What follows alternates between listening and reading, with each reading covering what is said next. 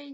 Okay, today I wanted to talk about letter sounds, and then a little bit about why I'm recommending you do a letter a day. I know you may be familiar with like letter a week and Letterman and that kind of thing, but if you think about it, if you do a letter a week, your kiddo, it's 26 weeks before they have the whole alphabet at their disposal. That's a really long time. Like that's way into second semester. So letter a day gives them all of their letters within a month or two-ish. So that said, I wanted to talk to you a little bit about when you introduce a letter, what you can do with it.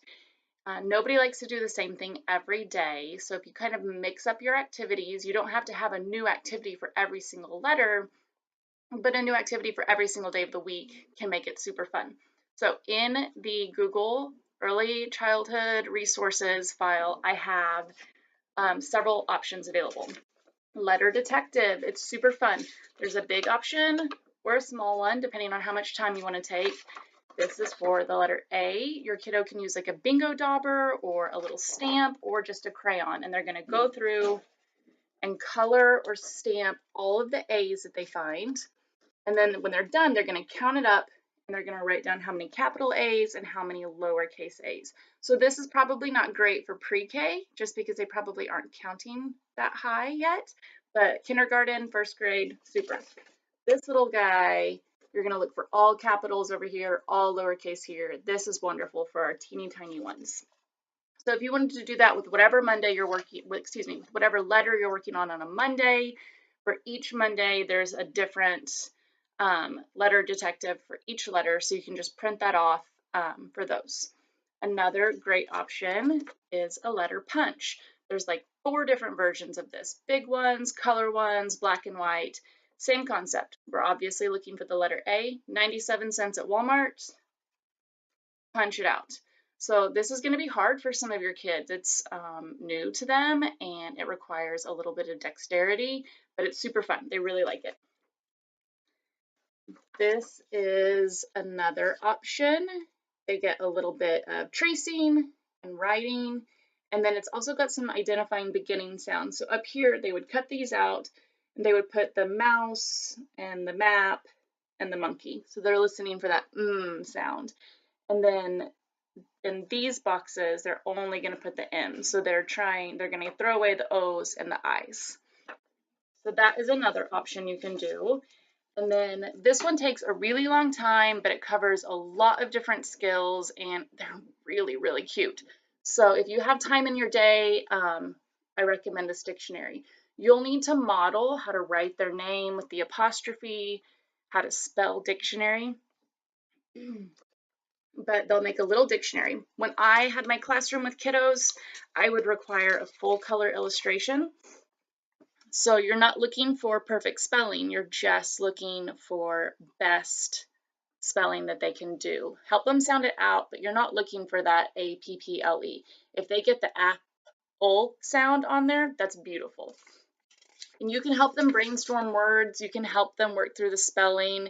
You can go through your house and look through things that start with the letter A and add that to it. So every page has a full color illustration to the best of their ability. You don't want them turning in messy, sloppy work. It's just not a great habit to get into. So that is an option too. Excuse me. And then you can go on a letter walk. You can go to the grocery store or the gas station or your kitchen cupboard and get a piece of paper and a pencil and write down everything that starts with the letter A or whatever letter you're working on. So those are some activities you can do with your letters. Activities are in the folder with the exception of the letter dictionary. You just need 1 piece of paper and a stapler. Fold it. You'll probably do it the first time for your kiddo, but then they can totally do it. It won't be super neat and have like perfect corners, but who cares? Fold it again. Open it up. Cut along the crease. Sandwich this little guy in here. Staple, staple, Bob's your uncle. You've got a book. So that's fun. I'm going to make another little video with all of the letter sounds, but I just wanted to preview this for you.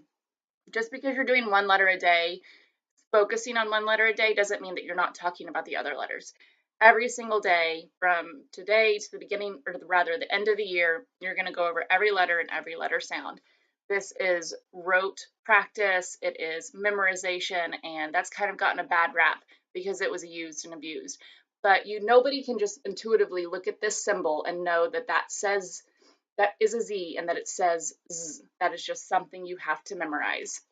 And just think about it like with sports. When you practice batting practice or catching a ball or kicking a ball, the more times you do it, you have that muscle memory and it's just there at the ready. So the more your kiddos practice these letters, they have those names and sounds at the ready as well. This is from Navigate Readiness also. I go through it with my kids every single day. Doesn't make a difference what order you do it in. You can play the video that I'm going to give you for the kiddos every day, or I'm going to try and make a folder with these and you can print them and you can do it live and in person with your tiny person. But you'll just go through the cards. Z, zipper, Z. And I do a little motion with them. I have them Z while they're making the Z sound or the zipper. And it's ridiculous, and my video is going to be ridiculous. But you know what? They're teeny tiny and they love it. So we do it anyway. And then you carry on with the next card. A, apple, A. Okay, so I'm going to look like a total nerd on that one, but that's totally fine. So that's some letter practice that you can do for your small people, and they can learn the alphabet. And once they have the alphabet, they can make words. And once they can make words, they can write. And if you know how to write, you also know how to read. So that's a good thing. Thank you so much and have a great day. As always, if you have questions, let me know.